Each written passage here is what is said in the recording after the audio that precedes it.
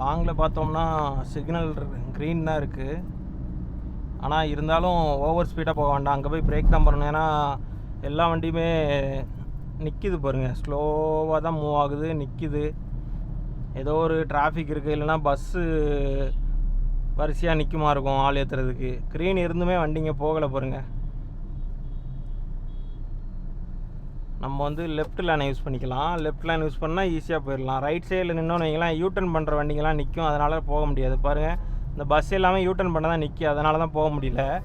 முன்னாடியே நம்ம ஜட்ஜ் பண்ணிடணும். இப்போ பாருங்கள், அந்த ரைட் சைடில் ஒரு கார் லெஃப்ட் இண்டிகேட்டர் போட்டு போக முடியாமல் கஷ்டப்படுறாரு. அவர் போகவே முடியாது கண்டிப்பாக. அந்த 2 பஸ்ஸும் போனால் தான் அவர் போக முடியுமே. லாங்லேயே நம்ம பார்த்துடணும் என்ன நடக்க போகுது, வண்டிங்கெல்லாம் எங்கே போகிறதுக்கு நிற்குது, ஏன் லெஃப்ட்டில் ஃப்ரீயாக இருக்குது, லெஃப்ட்டில் ஃப்ரீயாக இருக்குன்னா அப்போ ரைட்டு போகிறதுக்கு நிற்கிறாங்க அப்படின்னு முன்னாடியே ஜட்ஜ் பண்ணி நம்ம லெஃப்ட் வந்துடணும். இப்போ இந்த காருமே ரைட் இண்டிகேட்டர் போட்டிருக்கு பாருங்க. ஆனால் லெஃப்ட்டில் எனக்கு இந்த ஆட்டோ போகிறதுனால நம்ம லெஃப்ட்டில் எடுக்க முடியாது.